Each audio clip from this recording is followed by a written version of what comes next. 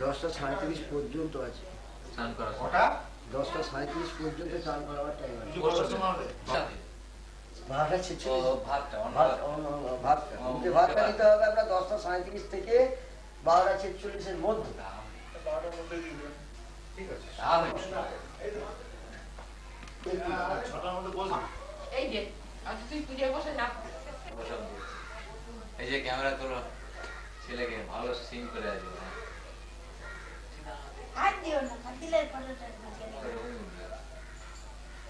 এই ফটো উঠছে হ্যাঁ হ্যাঁ ওর টাইম থাকবে না একটা না ওটা পরে টিভিতে লাগিয়ে দেখা যাবে ভিডিওতে লাগিয়ে দেখা যাবে এটা অন্য সিনেমার মধ্যে এটা সিট